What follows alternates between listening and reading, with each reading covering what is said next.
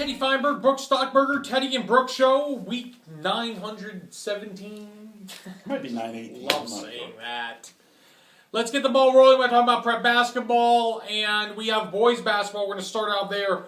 Mayfield is in first place in District 3-5A, very competitive district, and they won an incredible game last weekend against Cruces High. Yeah, no, they sure did. That was a big win for them, for Tommy Morrow and the boys. And then they come back and have this double overtime game where they're down 17 points and rally against Alamo. So, I mean, they are really pulling some rabbits out of their hat.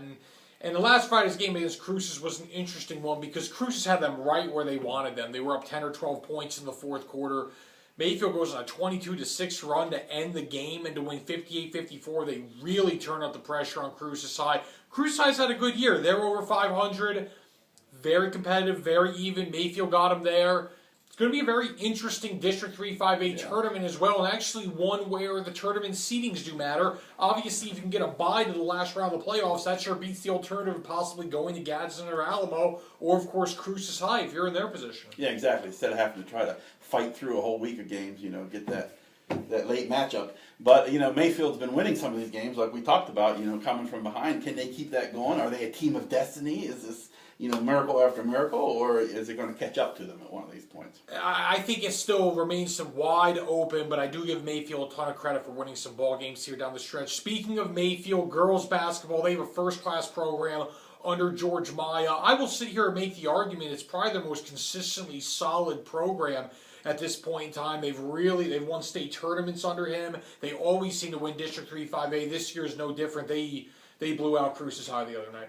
Yeah, George Maya's been there for quite some time. He's just, that program, what can you say about it? They're always consistent, they're always winning, they're always tough. He took over that program. It only had a few wins. A former Gadsden High coach, if I'm not mistaken. Exactly. And then he turned him into a winner within a couple of years, and they haven't looked back since. They look like they're one of the top teams in the state again, so it'll be interesting to see how that shakes out, but they clearly are the District 3-5A favorite, and they have been all season. Aggie basketball, they're at Texas Pan American, and I know they were frolicking in McAllen, Texas today. Do you know anything about McAllen?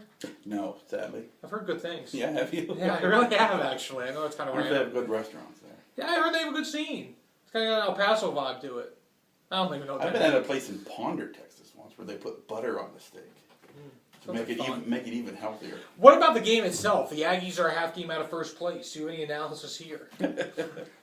No, actually, no. Yeah, the Aggies have, after they stumbled a little bit several weeks ago, they're really starting to come on strong again. This is a game they need to win, Texas Pan American, to just keep right up there, to have that number one seed when the WAC tournament comes around. Yeah, it's been an interesting year for Aggie basketball. They obviously have been a very good home team. They have not been good on the road. The WAC is very weak.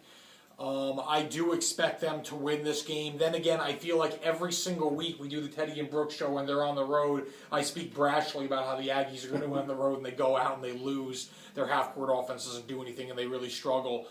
I do expect them to continue winning. I do expect them to win the WAC tournament. I do expect them in the NCAA tournament as well. Good for him, Brook. Austin Franklin, he is in the combine. He was a sophomore at NMS, or a junior last year at NMSU at wide receiver. Really put up some big numbers for the Aggies. Came out early into the NFL draft. Probably an ill-advised move. Who knows where he stands. He stood from an academic standpoint. He struggled there at the beginning of last year. He's going to be in the combine. Aggies had Chase Holbrook, the quarterback. Devon House was in the combine a couple years ago, and now Austin takes the combine field.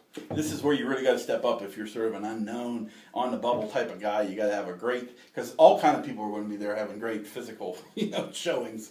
And so you got to really do well on that. You got to do well in the interviews. If you get a chance to do the interview, do the Wonderlic test, do real well on that. Sort of turn some heads, because for the stars, they don't even want to participate in the, there in Indianapolis, but it's for these kind of guys like Austin who really have to make an impression. These NFL prospects get put through the ringer. Austin's going to get put through the ringer from a mental standpoint and a maturity standpoint. He does have some physical tools.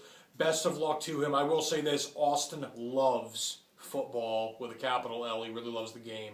He eats it, he breathes it, he sleeps it. Hopefully he continue playing it and make some money doing it. State Wrestling, Las Cruces High won the District 3 5A tournament.